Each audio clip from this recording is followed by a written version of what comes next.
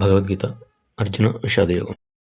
పాండవ వీరులు కూడా వారి వారి శంఖాలను పూరించారు అని చెప్తూ సంజయుడు పాంచజన్యం హృషికేశో దేవదత్తం ధనంజయ పౌండ్రౌ దద్మౌ మహాశంఖం భీమకర్మ వృకోదర అనంత విజయం రాజా కుంతిపుత్రో యుధిష్ఠిర నకుల సహదేవాశ్చ సుఘోష మణిపుష్పకౌ కాశ్యశ్చ పరమేశ్వాస శిఖండీ చ మహారథ దృష్టద్యుమ్నో విరాటశ్చ సాత్యకిశ్చ పరాజిత ద్రుపదో ద్రౌపదేయాశ్చ సర్వశః పృథ్వీపతే సౌభద్రశ్చ మహాబాహు శంఖాన్ దద్ము పృథక్ పృథక్ అన్నాడు.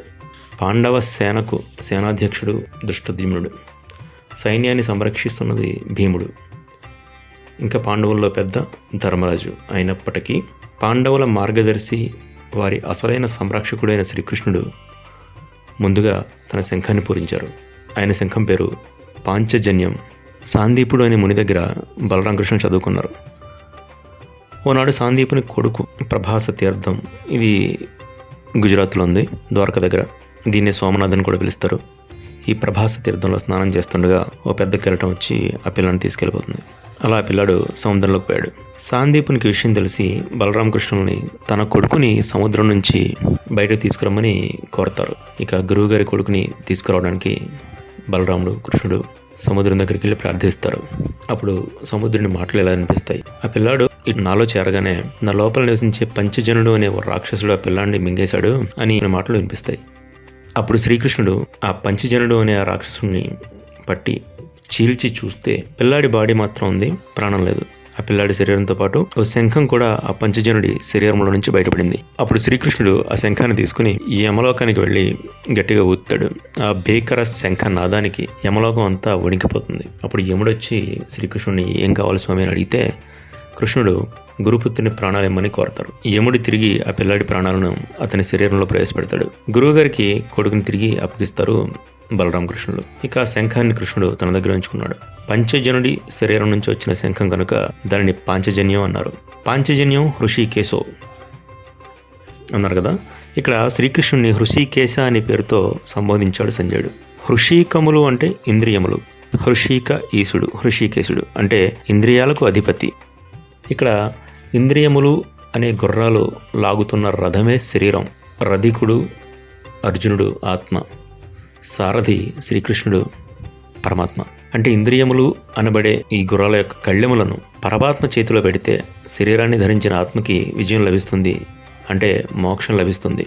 ఇక్కడ యుద్ధ అంతంలో రథం బూడిదైపోయినా అర్జునుడికి విజయం చేకూరింది కదా, అలాగే శరీరం బూడిదైపోయినా ఆత్మకు మోక్షం లభిస్తుంది. ఇంద్రియాలని నడిపే బాధ్యత పరమాత్మకి అప్పగిస్తే. అంటే చేతులు పరమాత్మ పూజకు, కన్నులు పరమాత్మ మూర్తిని చూడడానికి, నోరు పరమాత్మను కీర్తించడానికి, కాళ్ళు పరమాత్మ వైపు నడవడానికి, మనస్సు పరమాత్మను అంటే భగవంతుని ధ్యానించడానికి.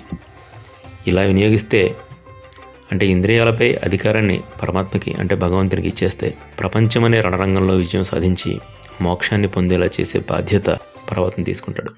అందుకేనేమో భాగవతంలో బమ్మెరపోతన గారు చేతులారంగ శివుని పూజించుడని, నోరు నవ్వంగా హరికీర్తి నుడువడని, దయే సత్యంబు లోనుగా పలుకుడని కలుగనేటికి తల్లులు కడుపు చేటు అన్నారు. అంటే చేతులారా శివపూజ చేయనివాడు, భగవంతుని పూజించినవాడు, తన నోటితో భగవంతుని కీర్తించినవాడు కలుగనేటికి తల్లుల కడుపు చేటు. అంటే మళ్ళీ మళ్ళీ పుడుతూ మోక్షాన్ని పొందకుండా మరొక తల్లికి పురుటినొప్పులు కలగజేస్తున్నాడు అని పోతన గారి అర్థంగా కూడా తీసుకోవచ్చు. తర్వాత దేవదత్తం ధనంజయుడు అంటే అర్జునుడు. యుధిష్ఠిరుడు రాజసూయ యాగం చేసినప్పుడు అర్జునుడు చాలామంది రాజులను జయించి వారి నుంచి అపారంగా ధనాన్ని తీసుకొచ్చాడు. అంత ధనాన్ని జయించి తీసుకొచ్చిన కారణంగా అర్జునుడిని ధనంజయుడు అని పిలిచారు. అంతేకాదు, ఈ భగవద్గీత మహాభారతంలో కురుక్షేత్ర యుద్ధం మొదలయ్యి 10 రోజులు గడిచి భీష్ముడు పడిపోయిన తర్వాత సంజయుడు ధృతరాష్ట్రునితో ఇప్పటివరకు జరిగిందంతా తాను దృష్టితో చూసి చెప్తున్నాడు. కాబట్టి అప్పటికే ఆయన అర్జునుడు యుద్ధం చేస్తే చుట్టాలు స్నేహితులు అందరినీ చంపేయాల్సి వస్తుంది, వీళ్ళందరినీ చంపి వచ్చే రాజ్యం నాకు వద్దు అని కృష్ణుడితో చెప్పడం, ఆ తర్వాత కృష్ణుడు అర్జునుడికి గీత బోధ చేయడం, ఇవన్నీ కూడా సంజయుడు అప్పటికే చూసున్నాడు. సో అప్పటికే అర్జునుడు రాజ్యం మీద కోరిక వదిలేశాడు, అంటే సంపదల మీద ఆశ వదిలేశాడు, అంటే ధనం మీద ఆశ లేదు.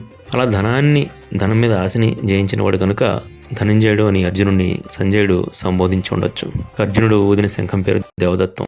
పూర్వం నివాత కౌచుడు అనే ఓ రాక్షసుడు తన రాక్షస సైన్యంతో దేవలోకం మీద దాడి చేస్తూ ఉండేవాడు. దేవేంద్రుడు ఆ రాక్షసులను చంపమని అర్జునుడిని కోరగా అర్జునుడు వాళ్ళతో యుద్ధం చేసి వాళ్ళని సంహరిస్తాడు. ఆ సమయంలో అర్జునుడికి ఓ శంఖాన్ని దేవేంద్రుడు ఇస్తాడు. అదే ఈ దేవదత్తం.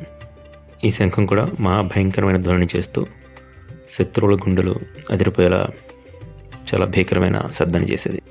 తర్వాత పౌండ్రం దద్మో మహాశంఖం భీమకర్మ వృకోదర అన్నారు. వృకోదరుడు అంటే భీమసేనుడు, భీముడు. వృకము అంటే తోడేలు. తోడేలు పొట్ట లాంటి సన్నని పొట్ట నడుము భాగం కలవాడు అని ఈ పదానికి అర్థం.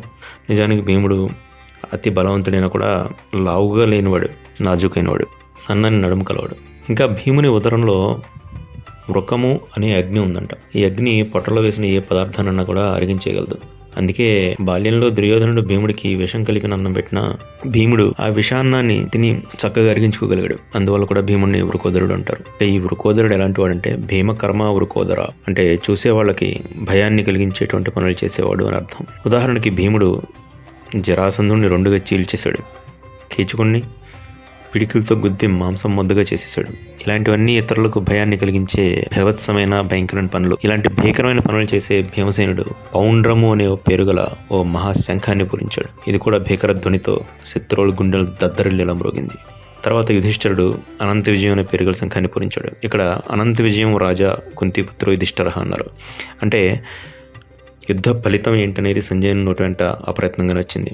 గాంధారి కొడుకు కాదు, రాజయ్యేది కుంతి కొడుకు అయిన యుధిష్ఠిరుడు అని సంజయుని సంబోధనకు అర్థం.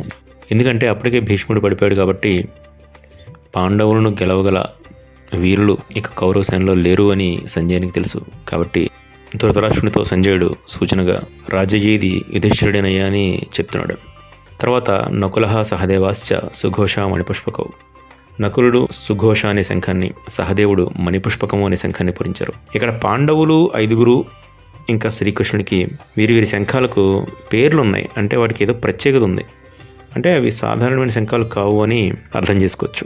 ఇంకా కాశీరాజు, శిఖండి, దృష్టద్యుమ్నుడు, విరాటుడు, సాత్యకి ఈయనే యుయుధానుడు, తర్వాత ద్రుపదుడు, ఉప పాండవులు, అభిమన్యుడు వీళ్ళంతా కూడా వేరువేరుగా వారి శంఖాలను పూరించి యుద్ధానికి తమ సంసిద్ధతను తెలియపరిచారు.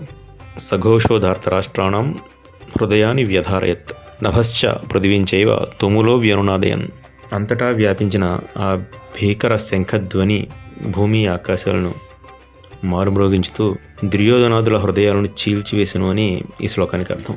అంటే శత్రువుల గుండెలు బద్దలయ్యేంత భయంకరమైన ధ్వని ఈ పాండవుల శంఖాల నుంచి వచ్చింది. ఈ శంఖముల భీకర ధ్వనికి దుర్యోధనాదుల గుండెలు బద్దలయ్యేంత పని అయింది. అంటే యుద్ధం ప్రారంభం కాకుండానే వారు సగం చచ్చారన్నమాట. వారి ఉత్సాహం మొత్తం సన్నగిలిపోయింది. ఇక్కడి నుంచి అసలు కథ మొదలవుతుంది. అదేంటో చూద్దాం. అందరం కలిసి గీతాయజ్ఞం చేద్దాం.